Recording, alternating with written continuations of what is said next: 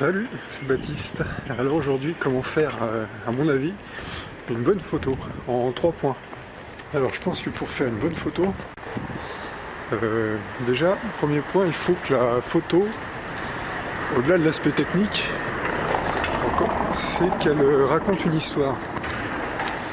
C'est-à-dire que je pense que l'image en elle-même doit raconter une histoire. Alors là ça s'adresse vraiment, ce que je vous dis, ça s'adresse vraiment à des photos qui sont pas des photos de packshot, il n'y a pas des photos de produits industriels ou de choses dans ce genre-là, mais plutôt de la photo de reportage ou de vécu ou de choses dans ce genre-là. Et je pense que la photo, elle doit raconter une histoire. C'est-à-dire qu'elle doit, non seulement ce que l'on voit sur la photo doit raconter une histoire, c'est-à-dire qu'il y a, il doit y avoir quelque chose qui transparaît, pas seulement, ça peut être une belle image bien sûr, mais là où je pense qu'on peut amener de la densité à la photo, c'est que si on arrive à faire raconter une histoire à travers cette photo-là, c'est pas évident. Et donc ça peut être que la photo raconte une histoire, mais qu'aussi elle raconte un peu l'histoire de la personne qui a pris la photo. Parce que ce qui est intéressant quand on regarde une photo, c'est de voir la photo, mais c'est aussi, par exemple, c'est de raconter un peu, c'est de se mettre un peu dans la peau du gars qui a pris la photo, quoi.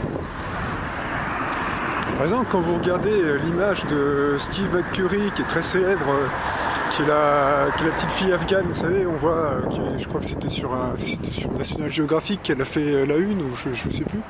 On voit, c'est une petite fille afghane avec des yeux verts qui regarde intensément l'objectif, etc. Et c'est ce qui a rendu célèbre, entre autres son auteur Steve McCurry, c'est que on imagine, cette photo-là raconte une histoire un peu. C'est l'histoire d'une pauvre petite fille qui est afghane, qui est un peu perdue dans ce pays-là, avec ses traditions et tout, et puis qui est entourée, qui vit dans ce monde-là. Alors, déjà la photo en elle-même est assez puissante à ce niveau-là. En plus, cette photo-là raconte, elle fait transparaître un peu toute l'aventure un peu de l'auteur, c'est-à-dire qu'il a pris son avion, il est allé en Afghanistan, il est allé on ne sait pas où, il a déniché cette image-là dans on ne sait pas où, dans un village, enfin bon, il y a sûrement une historique là-dedans, et que la photo en elle-même témoigne de quelque chose. Donc elle a de la densité cette photo-là, et donc forcément, c'est un film déjà, à la base, une photo intéressante. Après, deuxièmement, je pense que pour faire une bonne photo, il ne faut pas se focaliser sur l'aspect technique de la photo. Alors certes, il y a un aspect technique, il faut que l'éclairage soit bon, encore une fois, que le cadrage soit un minimum bon, etc. Donc en général, on dit que pour une photo, par exemple, imaginons, oui, là devant moi, je suis là. Ça c'est les quais de Saône, etc. Là c'est l'église de Saint-Georges, la Fourvière, là il y a un pont, etc. etc. Bon, imaginons, je vais revenir un peu en arrière, parce que sinon je vais me prendre la grille, voilà, ça peut être joli. Imaginons que j'ai envie de photographier Fourvière. Donc photographier cette espèce d'église qui est tout en haut là, tout en haut de la colline. Il y a deux façons de le faire. Soit je vise directement Fourvière, tac, et je me la mets au centre de l'image. Alors, quand il aura fait le point, on pourra causer, voilà. Ça c'est une chose. Donc je prends cette photo-là, super. Ou alors, ce que je peux faire, c'est que je peux décentrer Fourvière et prendre un peu ce qui est autour pour amener un peu de densité à l'image. Alors là, bien sûr, le cadre, on va avoir du mal parce qu'il y a des choses un peu moches. Mais là, je peux prendre cette photo-là, tac, qui est plus dense, il y a plus de choses à raconter. Certes, Fourvière est dessus, mais Fourvière apparaît comme un détail, donc il y a un sens de lecture de la photo. Et c'est ce foisonnement de détails, et pas seulement par exemple prendre un sujet, si on centre le sujet. Moi, même par exemple, si je fais mes vidéos, je m'en aperçois des fois, si je fais mes vidéos et que je me mets face tout le temps, visage au truc, je vais en avoir marre de voir ma tête à longueur de journée. Par contre, si je fais des vidéos, et c'est ça que je devrais me forcer de faire, si je fais des vidéos en décentrant un peu, et que, par exemple, que ma tête elle apparaisse seulement dans un tiers du cadre, et que le reste soit fait du paysage, tout de suite c'est plus intéressant, quoi. C'est ça, je pense que quand on prend une photo aussi, c'est de se concentrer sur le fait que lorsque l'on veut prendre par exemple quelque chose de précis, c'est pas de mettre cette chose précise au centre de la photo, parce que ça fait un peu plat, mais c'est peut-être de mettre cette chose dans un endroit de la photo où elle sera bien visible, par exemple dans un premier tiers de la photo, et puis de mettre différentes d'autres choses. Ça c'est une deuxième chose. Des troncs d'arbres qui voguent sur la Saône, il y a eu un gros coup de vent là dernièrement.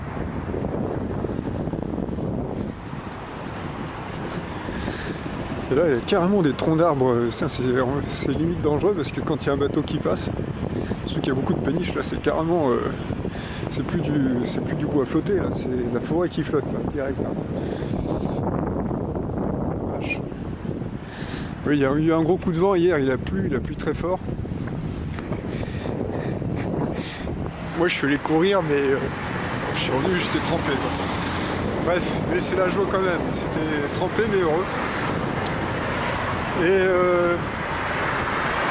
donc ça c'est une chose. Donc première chose, c'est de faire raconter une histoire à la photo, d'y amener de la densité à la photo, en faisant... alors quand on fait la photo de voyage par exemple, c'est plus facile, parce que déjà, la photo raconte déjà l'histoire de la personne qui a pris son avion et qui est partie en voyage, donc déjà il y a un certain intérêt à ça. Il y a déjà cette densité-là. Et ensuite, il faut amener aussi dans la photo elle-même, dans le sujet qui est pris en photo, quelque chose qui soit dense. En fait, c'est un peu le principe du storytelling, mais adapté à la photo.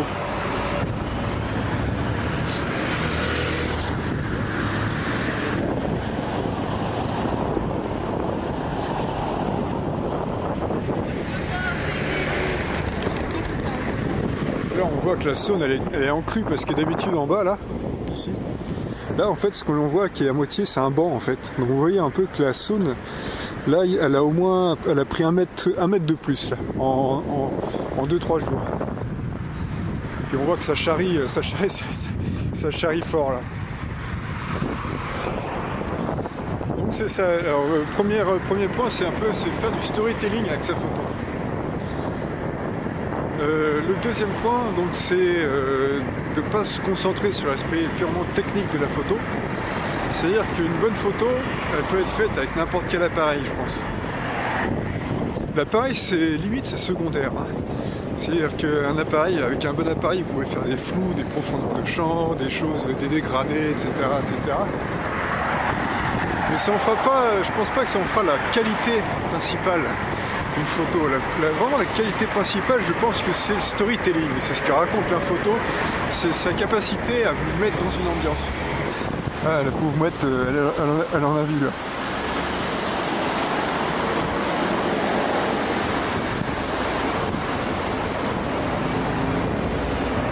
Après, dans les aspects un peu techniques, comme ça, il y a aussi c'est d'amener plusieurs plans.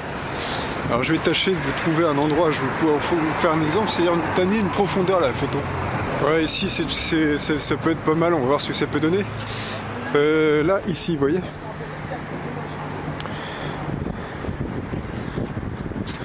Donc ça c'est la Saône, vous voyez là c'est une gros débit de Saône là.